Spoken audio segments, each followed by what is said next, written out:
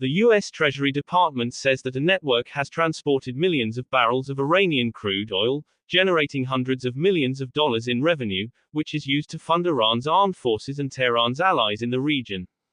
A secret fleet of oil tankers and transport management firms involved in smuggling Iranian oil have also been blacklisted, the Iran International reported on February 10. Additionally, several individuals and 3 oil tankers registered under Panamanian and Hong Kong flags have also been sanctioned. During his election campaign, Donald Trump had promised that if he returned to office, he would resume his so-called maximum pressure policy against Iran. What drives the Trump administration to take stringent action against Iran is the apprehension that Tehran might be closer than ever to a nuclear weapon. A Treasury spokesperson said, "We will use all available tools to hold Iran accountable for its destabilizing activities and pursuit of nuclear weapons." The Trump administration asserts that these steps are necessary to protect national security and that of its allies. The U.S. will pursue buyers of Iranian crude, particularly China, to halt the purchase of Iranian crude, thereby strangulating Iran's foreign currency reserves. This could also mean stopping port activity at Iranian ports, such as Chabahar development projects in which India has invested billions of rupees.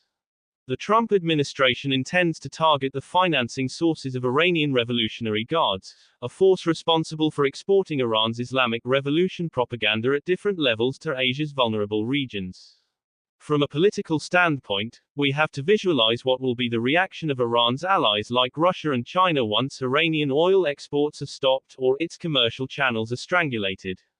Speculations are rife that Iran is just a step away from making the nuclear bomb, an ambition that has proved disastrous for Tehran so far. On its part, Iran has been constantly accusing Trump that it was he who, during his first stint in office, had unilaterally withdrawn from the Joint Comprehensive Plan of Action, JCPOA, created in July 2015.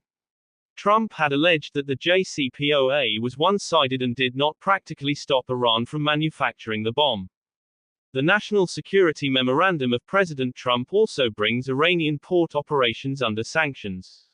In 2016, India signed a deal with Iran entailing $8 billion investment in Chabahar port and industries in Chabahar Special Economic Zone, including an aluminium smelter and a urea-making facility. At Chabahar port is being developed as a transit route to Afghanistan and Central Asia. India has been indirectly informed to stop its operations in Chabahar.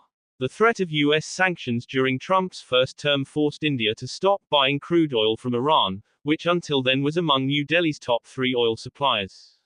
Previously, when sanctions were imposed on the export of Iranian oil, India had succeeded in obtaining a waiver. The U.S. granted a waiver for delivering humanitarian aid to Afghanistan. India had argued that since Pakistan refused permission for India to transport aid through its territory, India was forced to look for an alternate route. Thus, the idea of developing the Chabahar port came up. The focus was on a new Central Asian trade route that bypassed Pakistan. Cancellation of the U.S. sanctions waiver on Chabahar is certainly going to seriously impact the port project. India has invested considerably, and it is seen as very important for India's connectivity.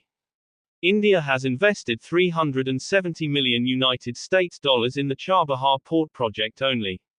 In May 2024, a long-term deal was signed between the Indian Ports Global Limited, IPGL, and the Port and Maritime Organization of Iran. IPGL was supposed to invest $120 million United States dollars and provide an additional $250 million United States dollars in financing. In the first week of February, Trump signed a national security presidential memorandum to start a maximum pressure campaign against Iran. One of the provisions in the memo was that the U.S. Secretary of State shall modify or rescind sanctions waivers, particularly those that provide Iran any degree of economic or financial relief, including those related to Iran's Chabahar port project. India trying to explain to the U.S. the strategic importance of the Chabahar project in countering China's increasing influence in the region so that this critical project is kept out of the purview of sanctions, but there are very little chances of any positive outcome.